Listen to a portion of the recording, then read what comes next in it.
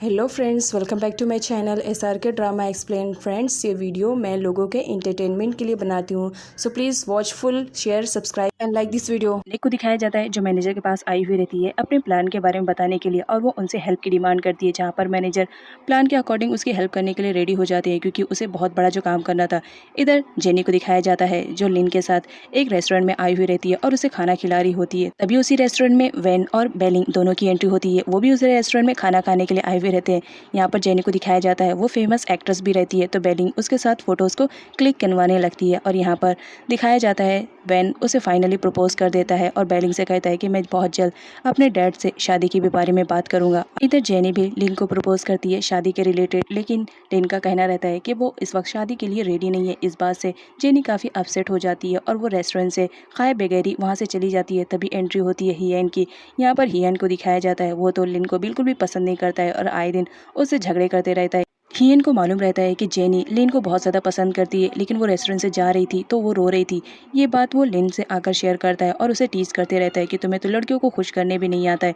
इधर दिखाया जाता है हियन को जो कि पैसे वसूल करने के लिए एक बिजनेसमैन के पास गया हुआ रहता है। अब यहाँ पर दिखाया जाता है वो पैसे की डिमांड करता है और कहता है तुमने काफ़ी टाइम ले लिया है, अब पैसे दे दो।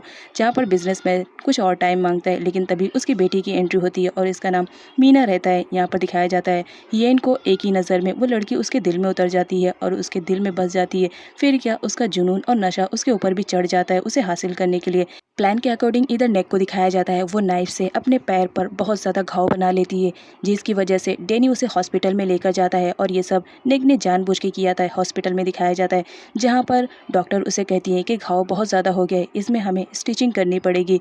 जहाँ पर वो स्टिचिंग करने लगती है तो डेनी से देखा नहीं जाता है और वो बाहर चला जाता है। उसके बाद नेक हॉस्पिटल से घर आती है, लेकिन बीच में ही डेनी से कॉल करवाती है और कहती है कि इमरजेंसी में एम्बुलेंस बुलाओ और ये बताओ कि मेरी कंडीशन बहुत ज़्यादा ख़राब हो गई है। जहाँ पर डेनी एम्बुलेंस को कॉल करता है और एम्बुलेंस फ़ौरन आ जाती है, लेकिन उस एम्बुलेंस में हॉस्पिटल के स्टाफ न रहते हुए माफिया गैंग के सारे लोग रहते हैं, क्योंकि मैनेजर ने स्टाफ को पहले ही चेंज कर दिया था, जैसे कि नेक ने बताया था। अब यहाँ पर दिखाया जाता है जो नेक रहती है वो सारे बंदूकों को एक बॉक्स में भर करके और एम्बुलेंस में रख देती है और उसके ऊपर सो जाती है, ताकि पुलिस को ऐसा लगे कि इस एम्बुलेंस में पेशेंट है। इधर पैट्रिक को दिखाया जाता है जहाँ पर उसे खबर मिल जाती है कि हथियारों की स्मगलिंग होने वाली है, तो वो हर जगह नाकाबंदी कर देता है।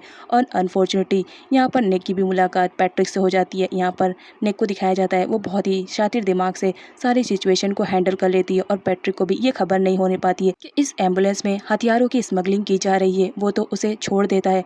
अब यहाँ पर नेक को दिखाया जाता है वो स्मगलिंग किए हुए सारे हथियारों को सही सलामत दे देती है, जहाँ पर जिसको स्मगलिंग करना था वो बहुत ज़्यादा खुश हो जाता है और वो कहता है तुम दिखने में ज़रूर छोटी हो लेकिन हो बहुत स्मार्ट। एम्बुलेंस वहाँ से चली जाती है। इधर नेक को दिखाया जाता है वो तो पानी में भीग रही होती है और वेट करती है कि बारिश कम होए तो वो घर जाए, लेकिन तभी वहाँ पर लिन की एंट्री होती है, क्योंकि लिन को मालूम पड़ जाता है। वो उसे आता है और रिसीव करता है, लेकिन यहाँ पर उसे मालूम पड़ता है कि किस तरह नेक ने अपने आप को हर्ट करके ये स्मगलिंग को सक्सेसफुली कर दिया है। बारिश में भीगने की वजह से नेक को ठंडी लग रही होती है, जहाँ पर लिन उसकी केयरिंग कर रहा होता है। नेक को बहुत ज़्यादा अच्छा लगता है, लेकिन तभी वो बताती है कि मैंने जो स्मगलिंग किया है उसके थ्रू जो मुझे पैसे मिले हैं वो मुझे डीएन को देना है।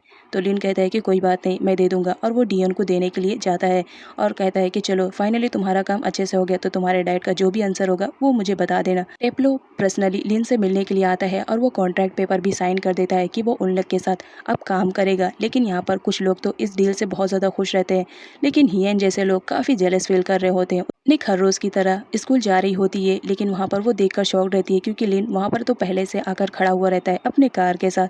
जैसा कि लिन को मालूम रहता है कि निक ने अपने आप को हर्ट करके ये सब काम किया है, तो वो उसे पर्सनली रिसीव करके स्कूल ड्रॉप करने लगता है। जहाँ पर निक कहती है तुम्हें तो अब मानना पड़ेगा ना कि मैं बहुत बहादुर हूँ, तो मेरी तारीफ़ तो करो। लेकिन लिन उसकी बिल्कुल भी तारीफ़ नहीं करता है, लेकिन लिन हमेशा नेक पर नज़र रखे हुआ रहता है और जब नेक को मालूम पड़ता है तो वो टीज करने में ज़रा भी पीछे नहीं रहती है। नेक्स्ट सीन में नैन और उसके डैड को दिखाया जाता है। वो लोग काफ़ी दिनों से घर से बाहर रहते हैं, जिसकी वजह से उनके पास जो पैसे थे वो भी ख़त्म होने वाले थे। इस वजह से दोनों बहुत ज़्यादा परेशान रहते हैं। नैन को दिखाया जाता है वो फ्रेश होने के लिए जाती है, लेकिन लिन के गुंडे लोग तो वहाँ पर पहुँचे रहते हैं और वो उसे किडनैप कर लेते हैं और चुपचाप साथ चलने के लिए कहते हैं। नैन तो उनके साथ चली जाती है, लेकिन वॉशरूम का बहाना बनाकर वो वहाँ से भागने लगती है। तभी सारे गुंडे देख लेते हैं और वो नैन को पकड़ लेते हैं। नैन को किसी भी तरह उनसे पीछा छुड़वाना था, इस वजह से वो ज़बरदस्त फाइट करती है और जैसा तैसा करके वो उनके चुंगल से भागी जाती है। और ये बात जब लिन को पता चलती है तो वो चिल्ला रहा होता है कि ये लोग कैसे काम कर रहे हैं, एक लड़की नहीं लाई जा रही है उन लोग से।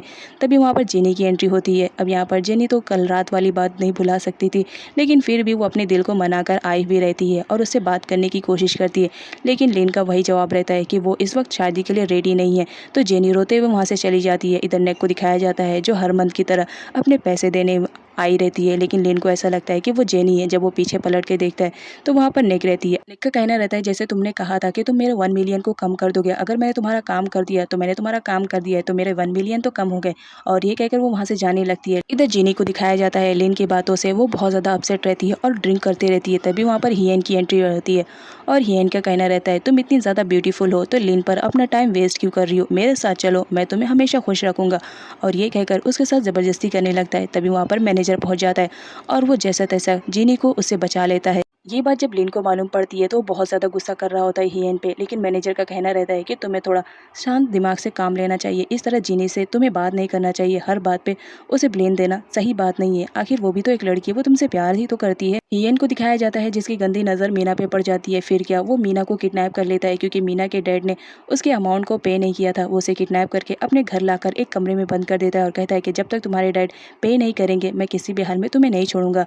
यहाँ पर दिखाया जाता है मीना बहुत ज़्यादा रोती है और इससे रिक्वेस्ट करती है कि प्लीज़ मुझे मेरे डैड के पास जाने दो, जिस पर हियन बोलता है तुम्हारी ये ख्वाहिश भी मैं पूरी कर दूंगा, लेकिन तुम्हें थोड़ा वेट करने पड़ेगा। और यहाँ पर दिखाया जाता है मीना के डैड को भी हियन किडनैप करवा कर लेकर आ जाता है और कहता है कि अगर 7 दिनों के अंदर तुमने पूरा अमाउंट पे नहीं किया तो तुम्हारी बेटी के साथ जो कुछ भी होएगा उसके जिम्मेदार तुम ही रहोगे, सिर्फ 7 दिन की मोहलत तुम्हें मिल रही है। मीना के डैड की कंडीशन बहुत ज़्यादा ख़राब हो जाती है, वो अपनी बेटी को इस तरह माफिया लोगों के साथ नहीं देख सकते थे और बेटी का मामला था तो वो जल्द से जल्द पैसे पे करने के लिए जुगाड़ में लग जाते हैं। इधर हियन बहुत ज़्यादा खुश होता है क्योंकि उसे लग रहा था कि उसके डैड पैसे पे नहीं कर पाएंगे। इधर दिखाया जाता है हमारी नेक को जो हर मुमकिन कोशिश कर रही होती है कि वो जल्द से जल्द पैसे कमाए और वो सारे पैसे लिन को देकर अपने आप को लिन के चुंगल से आज़ाद करे और अपने डैड और सिस्टर के पास जाकर रहे। इस वजह से वो बहुत ज़्यादा हार्ड वर्क करती थी। उसके बाद वो लिन के पास आती है पैसे पे करने के लिए और साथ में वो कप केक भी लेकर आती है और कहती है फिक्र मत करो, इसका अमाउंट मैं तुमसे नहीं लूंगी, ये मेरी तरफ से तुम्हारे लिए ट्रीट है। लिन कहने को तो माफिया गैंग का सबसे बड़ा बॉस रहता है, लेकिन जब नेक की बात आती है तो उसे खुद भी याद नहीं रहता है कि वो माफिया गैंग का बॉस है। लिन नेक से कहता है मुझे तुम्हारे कपकेक की जरूरत नहीं है, इसे वापस लेकर जाओ। नेक कहती है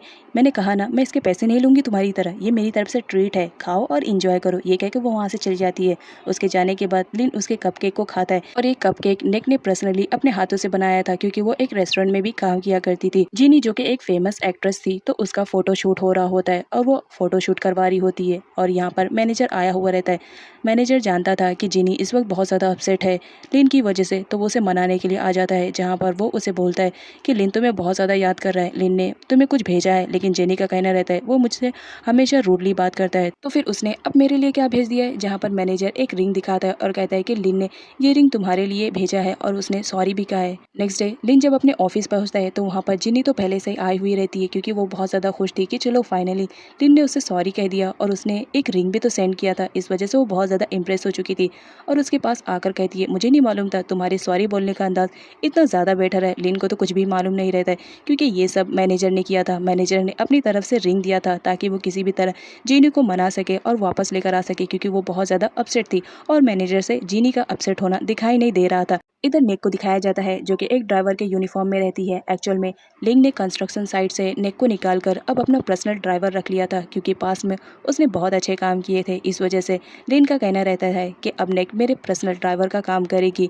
अब यहाँ पर लिन को दिखाया जाता है जब वो बाहर आता है अपनी कार में बैठने के लिए तो नेक उसे बॉस कह के सलामी देती है और उसे कार में बैठने के लिए कहती है। लेकिन लिन जो कि एक माफिया गैंग का बॉस, वो भला एक हाई स्कूल गर्ल को क्या इंपॉर्टेंस देता, वो फटाक से गाड़ी में बैठ जाता है बगैर कुछ बोले। अब यहाँ पर मैनेजर को दिखाया जाता है वो नेक को एक फ़ोन ऑफर करते हैं और कहते हैं कि कभी भी किसी भी चीज़ की ज़रूरत पड़ी या कभी ऐसी इमरजेंसी है तो मुझे कांटेक्ट ज़रूर करना है। लेकिन वहाँ पर कोई स्ट्रेंज पर्सन भी रहता है जो उन लोग की बातें सुन रहा होता है और किसी को इन्फॉर्मेशन प्रोवाइड कर रहा होता है। अब यहाँ पर नेक को दिखाया जाता है वो ड्राइव कर रही होती है जहाँ पर लिन कहता है कि कॉन्सेंट्रेशन करके कार चलाओ क्योंकि जो नेक थी वो लिन को देखे जा रही होती है मिरर में। अब यहाँ पर नेक कहती है मुझे मालूम है तुम मेरे पास में हुए काम से बहुत ज़्यादा इंप्रेस हो, इसीलिए तो तुमने मेरा प्रमोशन कर दिया, मुझे कंस्ट्रक्शन साइट से निकालकर अपना पर्सनल कार ड्राइवर बना लिया। लेकिन फिर भी ये काम करने में मुझे बहुत ज़्यादा मज़ा आता है। कार ड्राइविंग तो मेरा फेवरेट है। इसमें मेरी सैलरी भी तो डबल है। मैं जल्दी पे करके वापस अपने घर चली जाऊँगी। जिस पर लिन का कहना रहता है, तुम ड्राइव कर रही हो तो कॉन्सेंट्रेशन करो, एक्सीडेंट नहीं होना चाहिए। नेक्स्ट सीन में दिखाया जाता है लिन जहाँ पर आया हुआ रहता है, वहाँ पर उसके दुश्मन तो पहले से आकर बैठे हुए रहते हैं इस ताक में कि कब लिन आए और कब वो लोग उसे मारे।